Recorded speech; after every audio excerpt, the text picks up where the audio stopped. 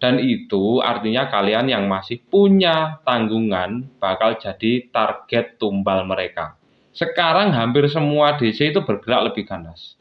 Keluarganya mau dicari, mau di... Pokoknya mereka ini nggak mau tahu, yang penting kalian bisa bayar. Meskipun dengan cara-cara yang kurang ajar.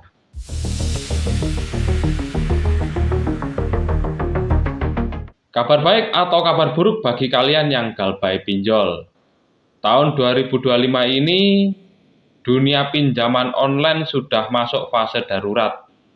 Banyak platform pinjaman online yang mengalami defisit karena terlalu banyak nasabah yang gagal bayar. Ya pasti seperti kalian. Kalau tahun sebelumnya itu masih ada beberapa pinjol yang bertahan, sekarang ini kondisinya lebih parah ya.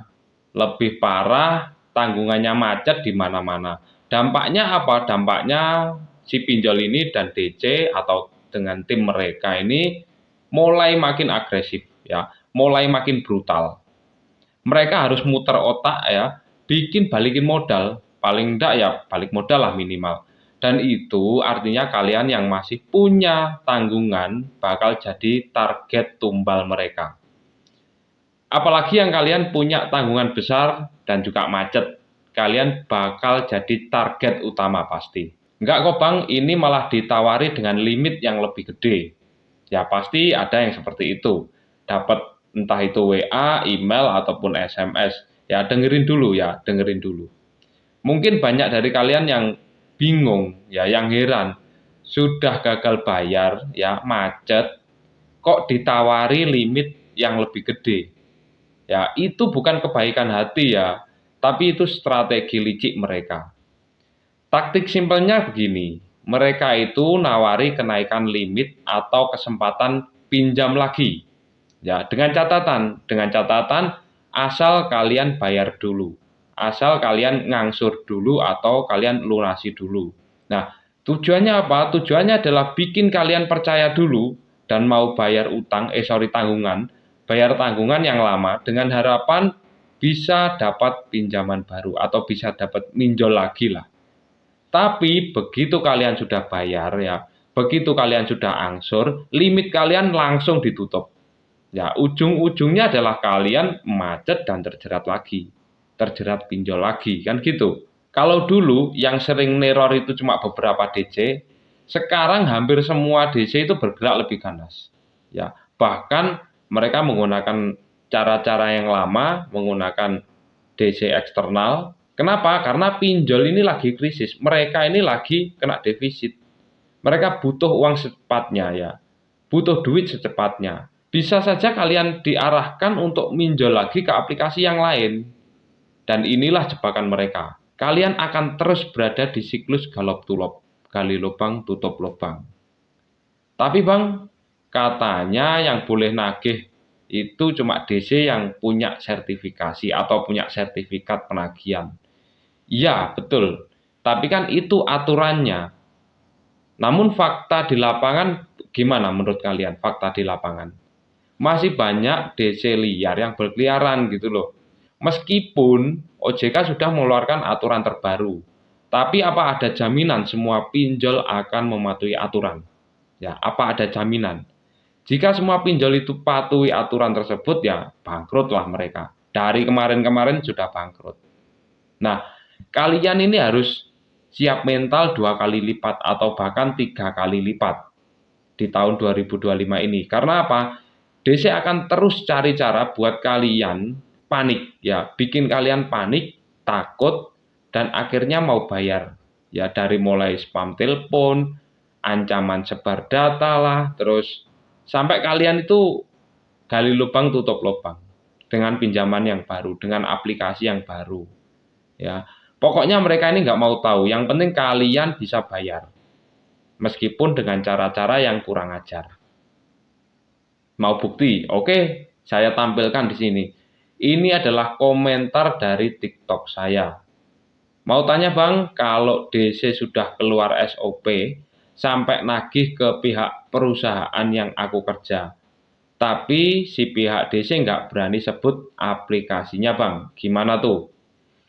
Ya, ini membuktikan bahwa pinjol resmi OJK pun masih menggunakan cara-cara lama gitu loh. DC ini nggak berani sebut aplikasinya karena mereka kalau dilaporkan dia DC-nya sama pinjolnya itu pasti kena strike ya. Pasti kena strike. Mau bukti lagi? Ada. Ini lebih ngeri ini terornya. Kalau ini komentar dari snack video saya. Kemarin pinjol bang, pas belum jatuh tempo di SMS. Mau dicari keluarganya, ya keluarganya mau dicari. Mau di SMS seperti itu bang. Terus langsung tak bayar lunas 600 lebih. Pinjamnya 500. Ya, itu pasti belum uang adminnya itu. Karena uang-uang admin itu biasanya terselubung. Nah ini, ayo panik nggak? Panik nggak? Nah cewek diancam seperti itu ya pasti takut. Gitu loh. Ini adalah efek dari defisit pinjol yang sebentar lagi mau bangkrut. Mereka gunakan berbagai macam cara agar kalian itu mau bayar. Agar kalian itu mau ngangsur atau mau melunasi. Tapi bang, data saya mau disebar. Saya takut teman-teman dan keluarga saya juga tahu. Ya, tidak ada jaminan setelah kalian bayar, data atau foto kalian itu aman. Kalian juga tahu kan resikonya kalau minjol itu data kalian tidak aman kan pasti tahu resikonya. Nah, jadi yang perlu kalian kuatkan itu adalah mental ya. Kuatkan mental kalian. Nggak usah peduli mereka yang sebar data atau apalah itu. Nggak usah peduli. Kita semua tahu kok bahwa sebar-sebar data kayak gitu kerjaan pinjol itu semua orang tahu gitu loh. Semua orang tahu. Jadi apa ya? Selama ini banyak sekali yang komentar dari teman-teman snack video maupun di TikTok itu belum jatuh tempo sudah diancam duluan mau sebar data. Ya, belum jatuh tempo loh itu. Sudah diancam duluan. Nah, ancaman ini kan juga termasuk tindakan melawan hukum ya. Sebar data ya, ini bisa jadi senjata utama DC buat nekan kalian. Senjata utama ya karena kalian itu pasti takut kalau disebar data pasti takut dan ini menjadi senjata utama DC. Penyebaran data pribadi itu adalah tindak pidana ya. Sahabat, kalian juga harus tahu ini. Ada dalam Undang-Undang ITE, ada juga dalam Undang-Undang Perlindungan Data Pribadi, dan juga ada dalam aturan OJK. Jadi penyebaran data pribadi ini banyak pasalnya, nggak boleh. Ketika mereka melanggar, ya jelas itu tindakan melawan hukum. Ya. Kalau data kalian sudah disebar,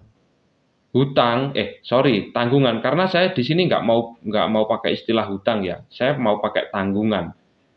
Tanggungan kalian itu bisa dianggap lunas kalau mereka itu sebar data. Ya karena penyebaran data pribadi ini adalah perbuatan melawan hukum yang sifatnya menggugurkan syarat sah perjanjian dalam hukum perdata. Ya ada aturannya di situ. Jadi pinjol saat ini sedang dalam masa sulit dan mereka akan melakukan segala macam cara buat ambil duit dari kalian.